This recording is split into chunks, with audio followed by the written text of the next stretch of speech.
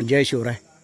आत्ता आपण नीलकंठेश्वर या ठिकाणी आलेलो आहे आणि आपल्याला आता वरती नीलकंठेश्वर महादेव मंदिर आहे तिकडे जायचं आहे आपल्याला. हा असा थोडासा पायरी मार्ग नंतर मातीचा रस्ता अशा पद्धतीने जायचं आहे. हे नीलकंठेश्वर जे आहे ते डावजे तालुका मुर्शी जिल्हा पुणे या ठिकाणी असलेलं हे डोंगरावरील महादेवाचं मंदिर आहे. ते करण्यासाठी आता आपण चाललेलो आहे. चला माझ्याबरोबर शेवटपर्यंत या ठिकाणचा संपूर्ण इतिहास मी तुम्हाला या व्हिडिओच्या माध्यमातून सांगणार आहे. चला माझ्याबरोबर. आजच्या भटकंतीमध्ये माझ्याबरोबर आज छोटा सोपान. इकडे बघ. अय सोपान, चल नाव सांग, तुझं नाव सांग. नीट नीट सांग ना, नाव ऐकू नाही आलं त्यांना. सौरीश अमोद खैराटे हा आहे आणि पुढं चाललेला अमोद खैराटे. त्याच्याबरोबर आम्ही हा नीलकंठेश्वरचा आता हा छोटासा ट्रेक करीत आहोत आणि वरती महादेवांचं मंदिर आपण पाहणार आहोत. विविध शिल्प वरती आपल्याला पाहायला मिळणार आहेत. चला माझ्याबरोबर. पुण्याजवळील मुर्शी तालुक्यातील डावजे गावात टेकडीवर वसलेले नीलकंठेश्वर महादेव मंदिर हे एक शांत निसर्गरम्य स्वयंभू शिवमंदिर आहे. 1962-63च्या सुमारास वन अधिकारी सर्जे मामा यांनी हे मंदिर स्थापन केले. सिंहगडाच्या जवळ असलेल्या या ठिकाणी अनेक मूर्ती, विस्तीर्ण हिरवळ आणि पावसाळ्यात धुक्याची चादर पाहण्यासाठी पर्यटक व भाविक आवर्जून भेट देत असतात. महान संत महापुरुष आहेत शिवभक्त परमपूज्य गुरुवर्य श्री शंकरराव रंगनाथ सर्जे उर्फ श्री सर्जे मामा. परमपूज्य शिवभक्त गुरुवर्य सर्जे मामा यांचा जन्म 6 मार्च 1940 साली श्री क्षेत्र गणपती मोरगाव तालुका पुरंदर जिल्हा पुणे या ठिकाणी एका सामान्य कुटुंबात झाला.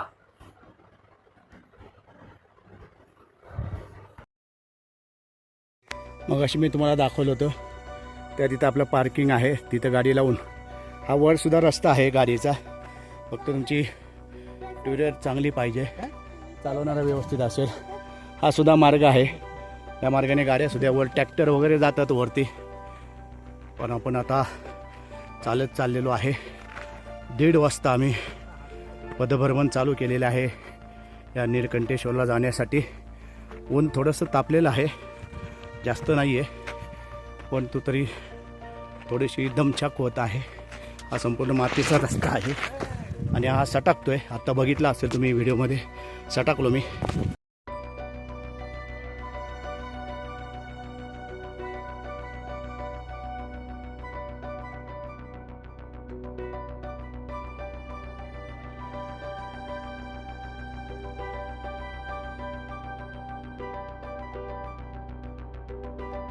जर तुम्हाला पदभ्रमण करायचं नसेल तर अशा ट्रॅक्टरने वरती येता येतं. तुम्हाला काय असेल त्यांचं शुल्क आहे काहीतरी, खाली गेल्यावर सांगतो तुम्हाला.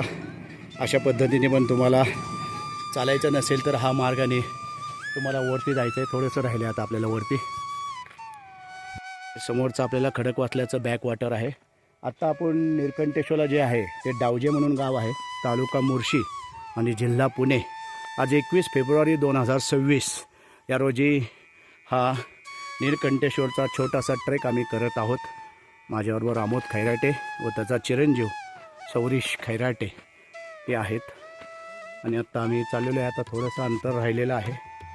या संपूर्ण नीलकंठेश्वरची माहिती तुम्हाला या व्हिडिओच्या माध्यमातून मी देत आहे. रस्ता कसा आहे ते सुद्धा दाखवत आहे. आपण मगाशी टू व्हीलरचं पार्किंग दाखवलं होतं तुम्हाला. तिथून येण्याचा हा वरती मार्ग आहे आणि या ठिकाणी पदभ्रमण करून यावं लागतं. आणि ज्या भाविकांना इथं वरती यायला जमणार नाही त्यांच्यासाठी ट्रॅक्टरची सुद्धा व्यवस्था आहे. प्रति व्यक्ती 100 रुपये असं घेऊन ते आपल्याला ट्रॅक्टर हा वरपर्यंत नेतो. हा जो दिसतो आपल्याला सगळा, ही जी माती दिसते हे ट्रॅक्टर येऊन ही माती पार घसरली झालेली आहे. त्यामुळे इथून चालताना सावकाश जावं लागतं, कारण की ह्या मातीवरनं पाय सटकू शकतात.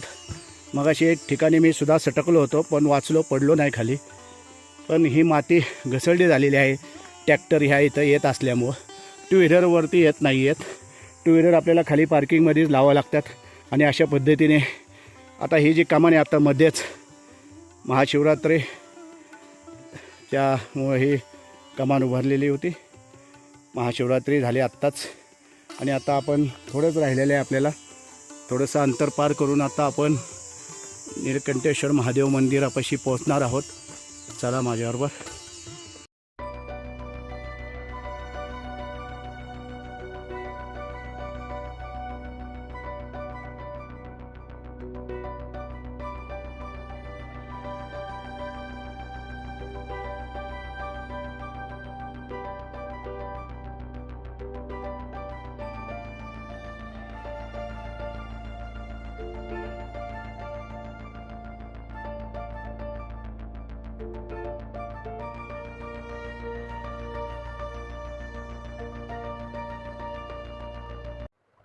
लहानपणापासून परमेश्वराची भक्ती करणारे परमपूज्य शिवभक्त गुरुवर्य सर्जे मामा महादेवाच्या पूजन आणि भारावून जायच्या बेताच्या कठीण परिस्थितीतून त्यांनी बोर्डपर्यंत शिक्षण प्राप्त केले.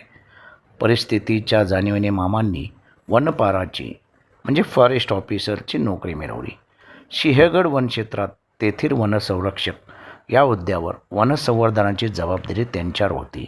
नोकरीची जबाबदारी पार पाडत असताना दिनांक 6 मार्च 1962 हा दिवस परमपूज्य गुरुवर्य सर्जेमामा यांच्या आयुष्याला कलाटणी देणारा ठरला. डावजे वनक्षेत्रात गस्त घालत असताना प्रचंड ऊर्जेचा ध्वनी आकाशवाणीप्रमाणे ऐकू आला. साक्षात परमेश्वराची ती आकाशवाणी होती. ओठ सावध हो, मला तहान लागली आहे, पाणी पाच. अथक शोधानंतर जमिनीखालचा ध्वनी असल्याचे जाणीवांनी मामांनी खोदकाम केले आणि स्वयंभू शिवलिंग व नंदीची प्राप्ती परमपूज्य शिवभक्त गुरुवर्य सर्जेमामा यांना झाली.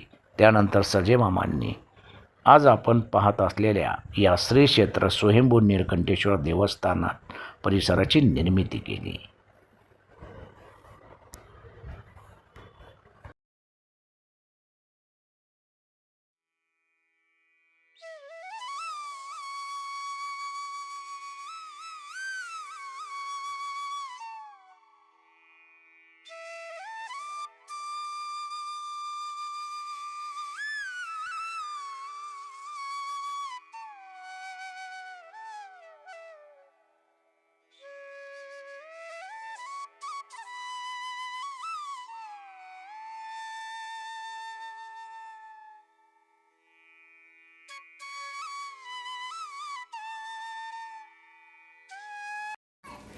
दुचाकी पार्किंगपासून आपण या इथपर्यंत एक 40 मिनटं आपल्याला लागलेली आहेत आणि आता आपण जात आहोत महादेवांच्या मंदिराकडे.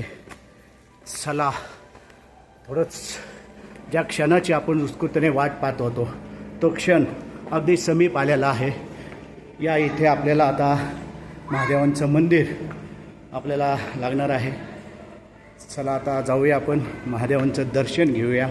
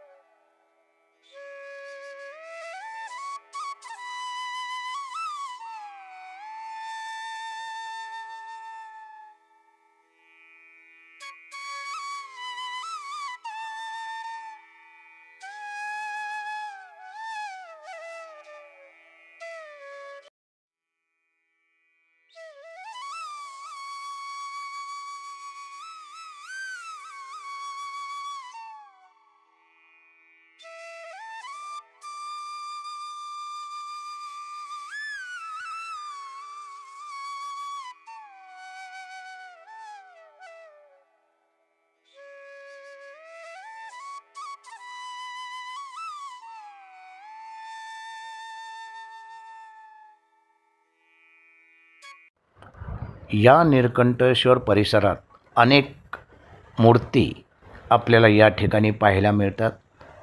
या सर्व मूर्तींची स्थापना सुद्धा सर्जेमामा यांनीच केलेली आहे.